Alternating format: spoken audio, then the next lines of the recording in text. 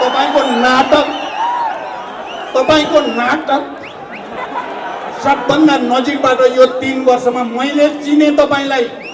तपाईका नाटक के नहेर्छन्, तपाईले कसरी ठग्नुहुन्छ भन्ने मैले देखेँ। र केपीजीतिर गएका मान्छे फर्किने लाम लागेको छ। म भन्ने भने अहिले लामो लिस्ट भन्न सक्छु। अरू त उहाँले बनाएका 2 जना मन्त्री पनि फर्किनको लागि मसँग वार्ता गर्दैछन्। केपीजी तपाई भ्रममा कति दिन बाँच्ने हो? सक्नुहुन्छ भने म आज तपाईलाई एउटा सल्लाह दिन चाहन्छु। तपाईले साह्रै ठुलो अपराध गर्नुभयो यो राष्ट्रका विरुद्ध, जनताका विरुद्ध। तपाईले अझै पनि अलिकति आफूलाई ठाउँ राख्ने हो भने तुरुन्तै राजीनामा दिनुहोस् र पश्चाताप गरेर वक्तव्य निकाल्नुहोस्। अझ ठुलो उपस्थितिको साथ तपाईको प्रतिगमन, तपाईको निरङ्कुशता, तपाईको लोकतन्त्रको हत्या गर्ने अपराधी चरित्र नेपाली जनताले बुझिसकेको छ। त्यसकारण जरुरी पर्यो भने सिंहदरबार र बालुवाटार घेर्ने अर्को आमसभा हामी आयोजना गर्नेछौँ। र केपीजीलाई चाहिँ के हो भने अर्को पटक फेरि 10 लाख जनता लिएर बालुवाटार र सिंहदरबार घेर्न आउन नपरोस्। त्यसो भएन भने आधी आउँछ, हुरी चल्छ, कसैले थाम्न सक्दैन नेपालमा। मलाई थाहा छ तपाई साँच्चै चितवनको माडीमा मेरो निर्वाचन क्षेत्रमा राम मन्दिर र अयोध्या स्थापित गर्नेमा हो भने सबभन्दा पहिला पुरातात्विक अन्वेषण गर्न पर्यो, अनुसन्धान गर्न पर्यो, प्रमाणित गर्नुहोस्। म जति खुसी कोही हुँदैन। युद्धबाट शान्तिमा त प्रचण्ड आएको हो नि, शान्तिपूर्ण राजनीतिमा त प्रचण्ड आएको हो नि। अनि यो केपी ओलीको ठगी धन्दा माधव जस्तो लिडरलाई, जसले 15-16 वर्ष एमाले बनाउनको लागि गर्यो, झलनाथ जस्तो लिडरलाई, जसले 12-15 वर्ष पार्टीको नेतृत्व गर्यो र पटक के अरे प्रधानमन्त्री भएर पनि देशको नेतृत्व गर्यो, तिनलाई चाहिँ यति धेरै अपमान। प्रचण्डको कार्यकर्ता भए भन्ने भने पत्याउने देखेर पो म त हैरान हुन्छु। फेरि यो पत्याउने मान्छे पनि के भयो होला? निर्वाचन आयोगले गतिलो देखाएको चाहिँ छैन है। निर्वाचन आयोग 70% केन्द्रीय समिति एकातिर हुँदाहुँदै हामीले सुरुमै गएर भने हो भने हामी हो है केन्द्रीय समिति, हामी हो पार्टी। 30 दिन के हामीले गएको पुस 5 गते नेपालको संविधान र लोकतन्त्रमाथि केपी ओलीद्वारा प्रहार भएपछि, निर्मम र निरङ्कुश प्रहार भएपछि हामीले तुरुन्तै त्यसको विरोधमा पहल कदमी लियौं र यही ठाउँमा पुस 14 गते हामीले पहिलो विरोध सभाको आयोजना गर्यौं। यो मञ्च यहाँ थिएन, अलिकति अगाडि थियो र मञ्चको अगाडिबाट झन्डै पद्मोदयसम्म जनताको, कार्यकर्ताको उपस्थिति थियो र हामीले त्यहाँ विरोध गर्यौं। यो प्रतिगमन हो, प्रतिक्रान्ति हो। नेपाली जनताले 7 दशक लडेर ल्याएको उपलब्धिमाथि प्रहार भएको छ। हामी सहन सक्दैनौँ, हामी देशव्यापी विरोधमा जान्छौँ भन्यौं। देशव्यापी विरोध भएको पनि तपाईहरु सबै सहभागी हुनुहुन्छ, देख्नुभयो।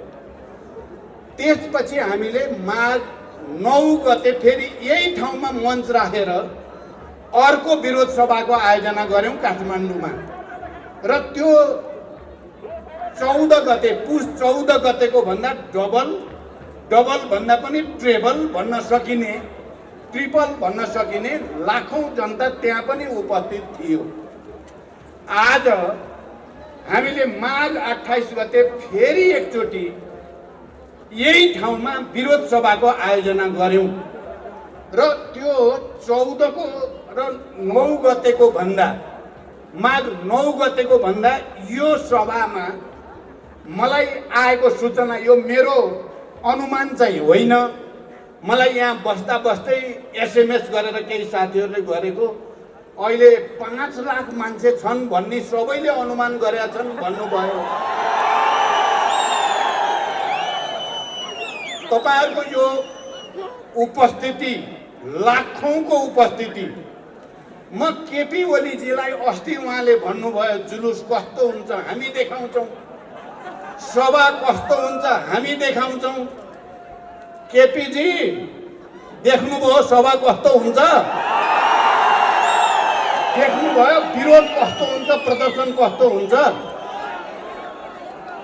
तपाईँ अझै पनि यो लाखौं जनताको यो उपस्थिति र यो विरोध, यो आक्रोश, आवेग र पीडालाई बुझ्नु भएन भने म तपाईलाई चुनौती दिन्छु। हेर्नु होला केही दिनपछि सिंहदरबार घेर्न र बालुवाटार घेर्न लाखौं लाख जनता अझ ठुलो उपस्थितिको साथ तपाईको प्रतिगमन, तपाईको निरङ्कुशता, तपाईको लोकतन्त्रको हत्या गर्ने अपराधी चरित्र नेपाली जनताले बुझिसकेको छ।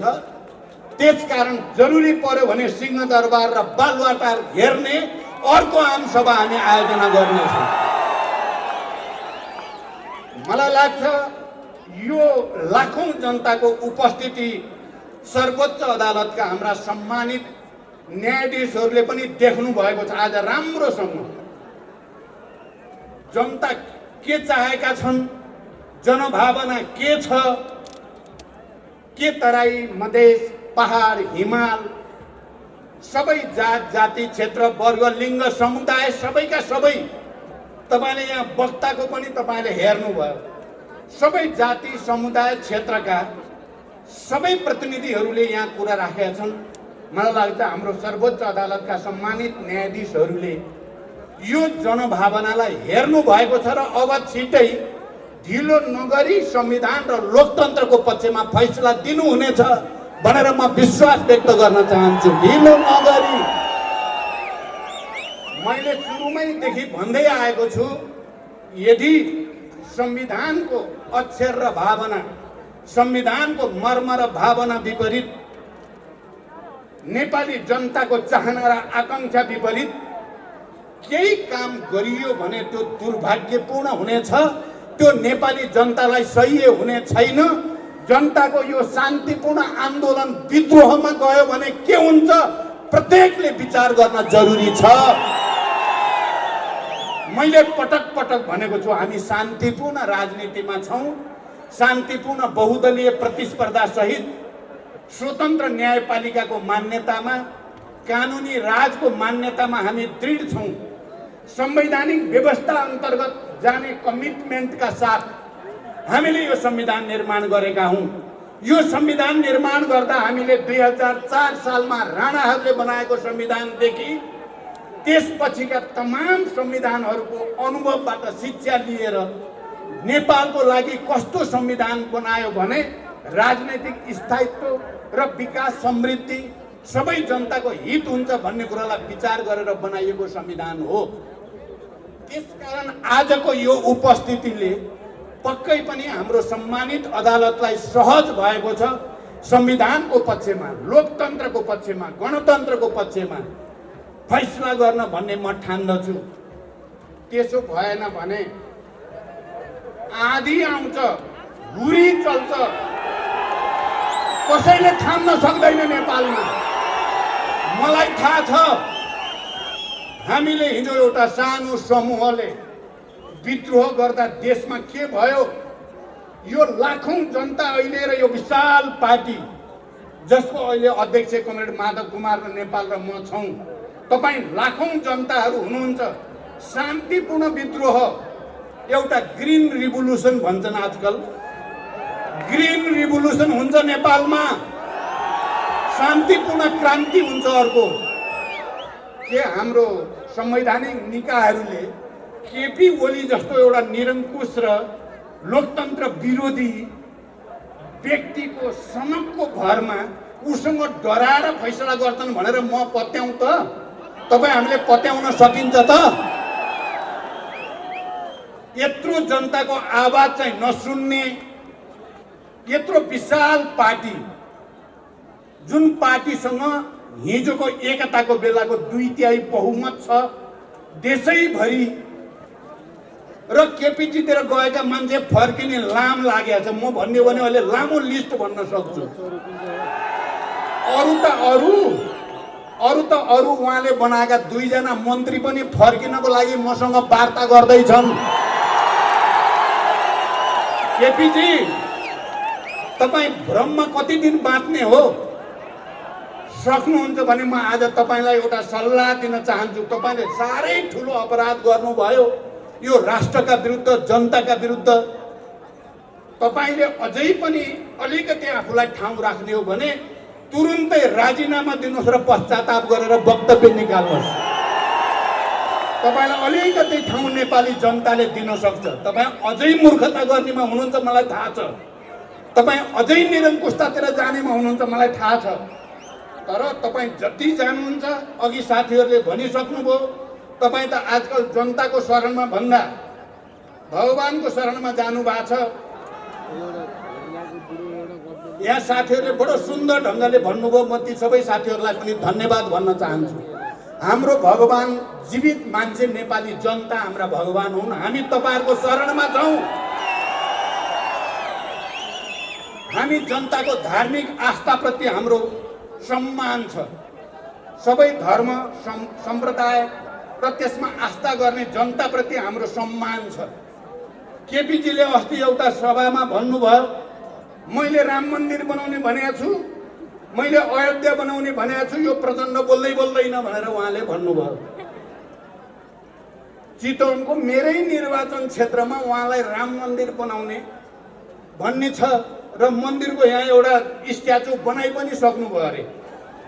मेरो चुनौती के छ केपीजीलाई भने, तपाईँ साँच्चै चितवनको माडीमा मेरो निर्वाचन क्षेत्रमा राम मन्दिर र अयोध्या स्थापित गर्नेमा हो भने सबभन्दा पहिला पुरातात्विक अन्वेषण गर्नु पर्यो, अनुसन्धान गर्नु पर्यो, प्रमाणित गर्नुहोस्। म जति खुसी कोही हुँदैन। मेरै निर्वाचन क्षेत्रमा एउटा धार्मिक पर्यटकीय स्थल बन्छ भने सबभन्दा खुसी म किन नहुने? त्यहाँको जनताको जीवन स्तर, त्यहाँ अयोध्या बनेर, त्यहाँ राम मन्दिर बनेर त्यहाँको जनताको जीवन उठ्छ भने म विरोधमा जान्छु त। तर तपाईँ जस्तो ठग, तपाईँको नाटक सबभन्दा नजिकबाट यो 3 वर्षमा मैले चिने तपाईँलाई। तपाईँका नाटक के नहेर्छन्, तपाईँले कसरी ठग्नुहुन्छ भन्ने मैले देखेँ। त्यसकारण मेरो चुनौती, तपाईँ त्यहाँ पुरातात्विक अनुसन्धान गराउनुहोस्, प्रमाणित गर्नुहोस् यो अयोध्या यही हो, राम जन्मेको यही हो, प्रमाणित गर्नेतिर एक सिमको उहाँले काम गर्नुभएको छैन। अनि प्रचण्डलाई चुनौती दिने भनेर भन्नुभएको छ।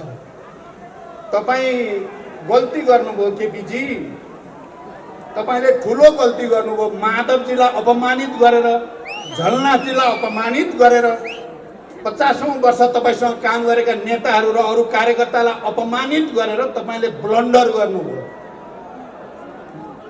हेर्नुहोस्, भन्ने नै हो भने मैले हिजो मात्रै माधवजीलाई भने, हामी अब सबै शान्तिपूर्ण प्रतिस्पर्धाको राजनीति गर्ने भएर आएका छौँ। कोही कुनले भनेका छन् माधवजीलाई चाहिँ प्रचण्डको कार्यकर्ता भए माधव र झलनाथ भनिदिएको छ। मैले भने होइन, प्रचण्ड माधवको कार्यकर्ता भएको भनिदिनुहोस् न भने मैले। किनभने युद्धबाट शान्तिमा त प्रचण्ड आएको हो नि, शान्तिपूर्ण राजनीतिमा त प्रचण्ड आएको हो नि। अनि यो केपी ओलीको ठगी धन्दा माधव जस्तो लिडरलाई, जसले 15-16 वर्ष एमाले बनाउनको लागि गर्यो, झलनाथ जस्तो लिडरलाई जसले 12-15 वर्ष पार्टीको नेतृत्व गर्यो र पटक प्रधानमन्त्री भएर पनि देशको नेतृत्व गर्यो, तिनलाई चाहिँ यति धेरै अपमान प्रचण्डको कार्यकर्ता भए भन्ने भने पत्याउने देखेर पो म त हैरान हुन्छु। फेरि यो पत्याउने मान्छे पनि के भयो होला? हाम्रो एकता ऐ माधवजीले भने जस्तै विचार र भावनामा आधारित, विधि र पद्धतिमा आधारित एकता हो। केपी ओलीको ठगी धन्दाले बिहान बोलाएर वामदेवलाई प्रधानमन्त्री, दिउँसो बोलाएर माधवलाई प्रधानमन्त्री, बेलुका बोलाएर प्रचण्डलाई प्रधानमन्त्री दिने उनको नाटकको पर्दाफास भइसक्यो। त्यसकारण यसमा चाहिँ कुनै दम छैन। म अहिले अब योभन्दा बढी उहाँको बारेमा भन्न पनि चाहेको होइन। हामी अहिले यो प्रतिगमनका विरुद्ध, निरङ्कुशताका विरुद्ध जो सङ्घर्षमा छौँ, यसको उद्देश्य केपी भन्ने व्यक्तिलाई परास्त गर्नु होइन, एउटा प्रवृत्तिलाई परास्त गर्नु। आदरणीय जनसमुदाय र कमरेडहरू, मैले यो कुरा बडो जोड दिएर भन्ने गरेको छु। हामीले पार्टी एकताको प्रस्ताव गर्दा, वाम गठबन्धन गर्दा, घोषणा पत्र तयार गर्दा हाम्रा सपना थिए कि यो देशमा अब हामीले सबै उत्पीडित वर्ग, जाति, क्षेत्र, लिङ्ग, समुदायलाई आत्मसम्मान दिनेछौँ, सबैलाई समान व्यवहार गर्नेछौँ भन्ने प्रतिबद्धता थियो। हामी कसैलाई विभेद गर्ने छैनौँ, अन्याय गर्ने छैनौँ। हामीले वृद्ध वृद्धालाई आश्रम बनाएर उनीहरूको जीवन सुखमय बनाउने छौँ, उनीहरूलाई 5,000 सम्म मासिक भत्ता दिनेछौँ भनेर लेखेका थियौँ। हामीले युवाहरूको निम्ति रोजगारी सृष्टि गर्ने र उनीहरूलाई कृषिमा आधारित उद्योगहरूमा ठुलो सङ्ख्यामा रोजगारी बनाएर उनीहरूलाई देशभित्रै काम गर्ने वातावरण बनाउने, विदेशमा गएकाहरूलाई पनि देशभित्रै फर्किने वातावरण बनाउने प्रतिज्ञा गरेका थियौँ। हामीले सामाजिक न्यायसहित आर्थिक समृद्धिको निजी क्षेत्र, सार्वजनिक क्षेत्र र सहकारी क्षेत्रको समन्वयबाट तल गाउँदेखि प्रदेश हुँदै केन्द्रसम्म पनि विकासको एउटा नयाँ समाजवादी मोडेल तयार गर्नेछौँ। निजी क्षेत्रलाई पनि हामी विश्वासमा लिनेछौँ, सार्वजनिक क्षेत्रको भूमिकालाई अझ बढाउनेछौँ, राष्ट्रिय पुँजीको विकास गर्नेछौँ, दलाल पुँजीलाई नियन्त्रण गर्नेछौँ, नोकरशाही पुँजीलाई नियन्त्रण गर्नेछौँ भनेर हामीले घोषणापत्रमा लेखेका थियौँ। हामी कृषिमा आधुनिकीकरण गर्नेछौँ, कृषिमा क्रान्ति ल्याउनेछौँ, उत्पादन वृद्धि गर्नेछौँ, वैज्ञानिक कृषि प्रणाली लागू गर्नेछौँ अनि व्यवसायीकरण गर्नेछौँ र किसानहरूको जीवनमा एउटा नयाँ खुसियाली, एउटा नयाँ विकासको समृद्धिको लहर ल्याउनेछौँ भनेर भनेका थियौँ। हामीले यो देशमा अति भयो भ्रष्टाचार, हामी भ्रष्टाचारलाई नियन्त्रण गर्नेछौँ, सुशासन दिनेछौँ र पारदर्शी तरिकाले शासन चलाउनेछौँ भनेका थियौँ र हामीले सबै उत्पीडित वर्ग, जाति, क्षेत्र, लिङ्ग, समुदायका मागहरूलाई लिपिबद्ध गरेर राखेका थियौँ।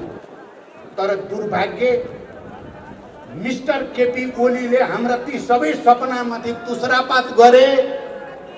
अब म के भन्छु भने लामो व्याख्या गर्ने समय भएन। हेर्नुहोस्, तुसरापात गरे, केपीसँग गुत्थम गुत्था लड्छौँ भन्दा तिनको धुलो मैलो हामी पनि अलिअलि सर्यौँ। त्यसकारण हामीले यो आन्दोलन गर्दा के भनेका छौँ, केपीबाट अलिअलि सरेको धुलो मैलो पनि सफा गर्दैछौँ। हामी समीक्षा गर्दैछौँ, हामी कहाँ चुक्यौँ, हामी त्यसको पनि समीक्षा गरेर अगाडि जान चाहेका छौँ। हामीले हिजो घोषणापत्रमा जे भन्यौँ त्यो लागू गर्ने, हामीले जो भ्रष्टाचार मुक्त समाजको, सुशासनको, यो देशका सम्पूर्ण जनताको आर्थिक जीवनमा समृद्धिको, सामाजिक न्यायको जे प्रतिबद्धता गरेका थियौँ कमरेडहरू र आदरणीय जनसमुदाय, हाम्रो प्रतिबद्धता अहिले पनि त्यही नै छ। हामी त्यसैको निम्ति यो लडाइँ लड्दैछौँ। हामीलाई प्रधानमन्त्री चाहिएको होइन, हामीलाई कुर्सी चाहिएको होइन, हामीलाई नेपाली जनताको हक अधिकार चाहिएको हो। हजारौं शहीदहरूको रगत, हजारौं घाइते अपाङ्गहरूको पीडा चित्कार, हजारौं बेपत्ता योद्धाहरूको बलिदान र अनि जनताको अगाडि हामीले बाँडेका प्रतिबद्धताहरू चाहिँ जसरी छताछुल्ल पार्ने काम केपी ओलीद्वारा भयो, त्यसलाई सच्याउनको निम्ति यो लडाइँ हो। यो केपी व्यक्तिका विरुद्धको लडाइँ होइन, यो समाजलाई, राष्ट्रलाई, हाम्रो अन्तर्राष्ट्रिय छविलाई पनि एउटा नयाँ उचाइमा उठाउने हाम्रो प्रतिबद्धता हो। अहिले केपीले यो भूमि सम्बन्धी आयोग बनाएर सुकुम्बासीहरूलाई भ्रम दिने, किसानहरूलाई भ्रम दिने षड्यन्त्र गरेका छन्। केपीबाट माखो मर्नेवाला छैन। हामी दिन्छौँ सुकुम्बासीलाई जमिन। हेर्नु होला, यो आन्दोलनले दिन्छ अब सुकुम्बासीको समस्या, यसले समाधान गर्छ, यही आन्दोलनको लिडरसिपले समाधान गर्छ। प्रतिगमन सच्याएपछि हेर्नु होला हामी, किनभने नेतृत्व भनेको धेरै ठुलो कुरा हुँदो रहेछ। गलत मान्छेको हातमा नेतृत्व गयो भने देश बर्बाद हुँदो रहेछ। सही विचार र सही मान्छेहरूको हातमा नेतृत्व गयो भने देशले छोटै समयमा निकै ठुलो प्रगति गर्न सक्दो रहेछ। हामी त्यही प्रगतिको पक्षमा छौँ। म तपाईँहरूको अगाडि एउटा कमिटमेन्ट, प्रतिज्ञा, सङ्कल्प फेरि एकचोटि दोहोऱ्याउन चाहन्छु। हाम्रो जीवनमा, मेरो जीवनमा र मेरो समकक्षी नेताहरूको जीवनमा अब यो देशलाई सुन्दर, शान्त, विशाल, विकसित, समृद्ध बनाउनु बाहेक हाम्रो अर्को कुनै सपना छँदै छैन, हुनै सक्दैन। म तपाईँ लाखौँ जनताको अगाडि उभिएर यो प्रतिज्ञा गर्न चाहन्छु, बाँकी रहेको जीवन प्रधानमन्त्रीको निम्ति होइन, मन्त्रीको निम्ति होइन, कुर्सीको निम्ति होइन, यो देशको गरिमा र जनताको हितको निम्ति समर्पित गर्ने प्रतिज्ञा तपाईहरुले हाम्रा संवैधानिक निकायहरूले यो कुरा राम्रोसँग बुझुन्। केपीको डर, धाक, धम्की मैले आज मात्रै सुने। निर्वाचन आयोगलाई हिजो गएर खबरदार तिमीहरूले यो 30 दिन कट्यो, काइते कुरा, यस्तो काइते कुरा गर्ने केपी गरेर धम्क्याउनु भयो। तर निर्वाचन आयोग चाहिँ अलिकति आएका कोही मान्छे खै के हो अहिले बढी नभन्नु होइन, भन्यो भने फेरि बिग्रिने हो कि। तर लक्षण निर्वाचन आयोगले गतिलो देखाएको चाहिँ छैन है। निर्वाचन आयोग 70% केन्द्रीय समिति एकातिर हुँदाहुँदै हामीले सुरुमै गएर भने हो नि हामी हो है केन्द्रीय समिति, हामी हो पार्टी। 30 दिन के 10 दिन पनि पुगेको थिएन हामी जाँदा। अनि त्यसलाई हिसाब नगर्ने केपी ओलीले गएर धम्क्याउने बित्तिकै त्यसैलाई मात्रै हिसाब गर्नुभयो भने तपाईको खुट्टी पनि देख्छ नेपालले। सजिलो नठान्नु होला, कसैले सजिलो नठाने हुन्छ। नेपाली जनतालाई हेप्ने गल्ती कसैले नगरे हुन्छ। यो जनता 21औं शताब्दीको नेपाली जनता हो, जसले 250 वर्ष पुरानो सामन्ती शासनलाई ढालेर फालिदियो। त्यो जनता हो यो। यी नेताहरू तिनै नेता हुन्, केपी ओली होइन। 250 वर्ष पुरानो सामन्ती शासन फाल्ने केपी ओली होइन, माधव नेपाल, प्रचण्ड, झलनाथ लगायतको यो नेताको टिम हो। यो सत्य कुरा हो, यही हो टिम। खेला चाहिँ कसैले नठाने हुन्छ। संवैधानिक निकायमा पुगेका मान्छेले खेला चाहिँ ठानिदिए भने देशले दुःख पाउँछ, जनताले दुःख पाउँछन्।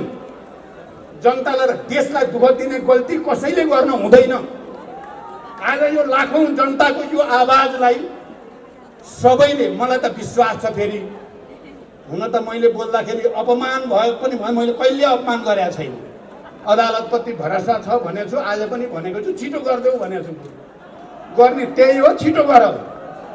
निर्वाचन आयोग खुट्टा नकमाऊ, काइते कुराको पछि नलाग मात्रै भने हो हामीले। ठगी धन्दाको पछि लाग्ने, निरङ्कुशताको पछि लाग्ने, लोकतन्त्र माख्न खोज्ने, 70 वर्ष लडेर नेपाली जनताले ल्याएको लोकतन्त्रको घात गर्न खोज्ने र अझ उसैले धम्की दिने, अनि जनताले सहन्छ। त्यसो भएर आदरणीय जनसमुदाय, तपाईहरु अब धेरै बेर पनि भयो, आज कुराहरू पनि हामीले धेरै सुनायौं पनि। हाम्रो सपना पनि मैले भने एउटा समृद्ध नेपाल, सुखी नेपाली भनेर जे भन्न खोजेको झलनाथजीले बनाउनु भएको नारा रहेछ त्यो हामी सबैको सपना हो त्यो। र मलाई खुसी छ अहिले युवाहरू पनि यो आन्दोलनमा जसरी जोडिनु भएको छ र युवाहरूको निम्ति हामीले केही गर्ने संकल्प, हामी बुढाहरू, बुढै त भन्न अलि मिल्दैन कि, पनि जे संकल्प लिएका छौं हामीलाई चाहिएको छैन। तपाईहरु ढुक्क हुनुहोस्। फटाहरूले कुर्सीको लागि भनिदिन्छन्, अनि कहिलेकाहीँ तपाईहरुको दिमाग पनि खै कुर्सीको लागि गरे हुन् कि भन्ने पर्दो हो, होइन। चाहिएको छैन कुर्सी, हामीलाई यो राष्ट्रको हित चाहिएको छ, यसको प्रतिष्ठा चाहिएको छ, जनताको हित चाहिएको छ, जनताको मुक्ति चाहिएको छ। यो संविधानमा जति व्यवस्था छ त्यो अनुसार कार्यान्वयन चाहिएको छ। संहिता, समावेशिता, समानुपातिकताको ठिक ढङ्गको कार्यान्वयन चाहिएको छ। महिलाहरूलाई 33% को व्यवस्था गरिएको छ। हाम्रो लक्ष्य त 85% होस् भन्ने छ हाम्रो लक्ष्य। त्यहाँसम्म जान हामीले चाहेका छौँ, अरूले चाहेका होइन, हामीले चाहेको हो यो कुरा। यो देशका मधेसी, आदिवासी, जनजाति, दलित, महिला, मुस्लिम, सबै शेर्पा, सबै कम्युनिटीलाई सम्मान चाहिन्छ भनेर लडाई हामीले लडे हो। त्यसो भएको हुनाले म यहाँबाट फेरि एकचोटि हाम्रा सम्मानित संवैधानिक निकायहरूले स्वतन्त्र ढङ्गले विवेक प्रयोग गरून्, कसैको डर, धाक, धम्की नहेरुन्, जनताको अनुहार हेरुन्, जनताको भावना पढुन्। यति हो अनुरोध। र केपीजीलाई चाहिँ के हो भने अर्को पटक फेरि 10 लाख जनता लिएर बालुवाटा र सिंहदर घेर्न आउन नपरोस्। धेरै धेरै धन्यवाद आदरणीय जनसमुदाय र कमरेडहरू। यो लडाईँ हामीले जित्नै पर्छ, हामीले जित्छौँ, नजितेसम्म हुँदैन। चुनावी केपीको चुनावी नौटङ्की हुनेवाला छैन, त्यसको भ्रममा कोही नपरौँ। र अन्तिममा म के भन्छु भने लोकतान्त्रिक आन्दोलनको नेताको छवि बनाएको नेपाली कांग्रेस र संघीय लोकतान्त्रिक गणतन्त्रको छविको पक्षको छवि बनाएको जनता समाजवादी पार्टी लगायतका पार्टीहरू अब कुनै भ्रममा पर्न आवश्यक पनि छैन, कन्फ्युजन पनि हुन पर्दैन। हामी सबैले भनेकै छौँ असंवैधानिक र अलोकतान्त्रिक। म के भन्न चाहन्छु भने शान्ति सम्झौतामा हस्ताक्षर 7 दलको तर्फबाट गिरिजा प्रसाद कोइरालाले गर्नुभएको हो र यो संविधान सभाबाट पहिला संघीय लोकतान्त्रिक गणतन्त्रको घोषणा गर्ने कामको नेतृत्व पनि प्रधानमन्त्रीको रूपमा गिरिजा कोइरालाले गरेको हो। नेपाली कांग्रेसका सबै नेता कार्यकर्ताले सम्झिनु भएकै होला नि यो कुरा। अनि यही संविधान हो जुन संविधानले प्रधानमन्त्रीलाई विशेष अधिकार दिन हुँदैन भनेर चाहिँ बनाइयो। त्यो संविधान बनाउने बेलामा पनि नेपाली कांग्रेसकै प्रधानमन्त्री सुशील कोइराला हुनुहुन्थ्यो। तपाईहरुले बडो चाहिँ चलाखीका साथ भन्नुभएको थियो फादर अफ कन्स्टिट्युसन सुशील कोइरालाजीलाई। अहिले गिरिजाबाबु नि हुनुहुन्न, सुशील कोइराला नि हुनुहुन्न, अहिले शेरबहादुर हुनुहुन्छ। अब तपाई शान्ति सम्झौता गर्ने, संविधान सभा गर्ने, संघीय लोकतान्त्रिक गणतन्त्र गर्ने, संविधान निर्माणमा तपाई पनि नेता हो। यसको घात हुँदाखेरि त्यो लोकतान्त्रिक पार्टीले अब संयुक्त आन्दोलन गर्ने र यो केपीको निरङ्कुशतालाई सदाका लागि परास्त गर्ने र यो देशमा लोकतन्त्र अब चाहिँ खतरामा छैन भन्ने पुष्टि गर्ने बेला नेपाली कांग्रेसलाई यो अवसर हो। नेपाली कांग्रेसका नेता साथीहरू कार्यकर्तालाई म अपिल गर्न चाहन्छु, यो अवसर गुम्न नदिनुहोस्। हामी तपाईहरुसँग हातेमालो गर्न तयार छौं। लोकतन्त्रको निम्ति, गणतन्त्रको निम्ति, संविधानको निम्ति। म सबै अन्तर्राष्ट्रिय हाम्रा मित्र देशहरू, खास गरी हाम्रा छिमेकी, संसारकै सबभन्दा ठुलो लोकतन्त्र भन्ने छिमेकीहरूबाट हामी यो लोकतन्त्रको नेपालमा हत्या भइराखेको छ। यो लोकतन्त्रको हत्या भएको बेलामा हामी सबै संसारभरिका लोकतान्त्रिक मूल्य मान्यतालाई समर्थन गर्नेहरूबाट सहयोग र सद्भाव चाहेका छौँ। दायाँ बायाँ हुने छैन भन्ने भरोसामा छौँ हामी।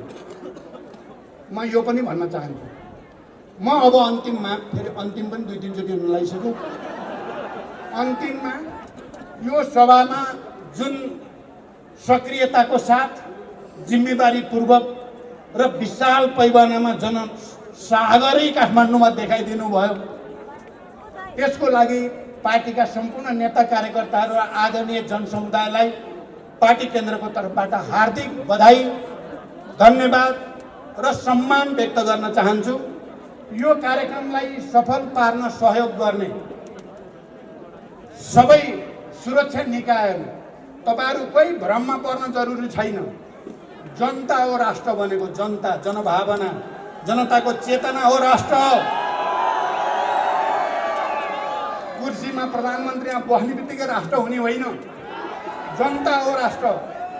त्यहाँ तपाईहरुले यो जुलुस, विरोध प्रदर्शन र सभालाई संयमित, अनुशासित बनाउन सहयोग गर्नुभयो। म तपाईहरुलाई पनि धन्यवाद भन्न चाहन्छु।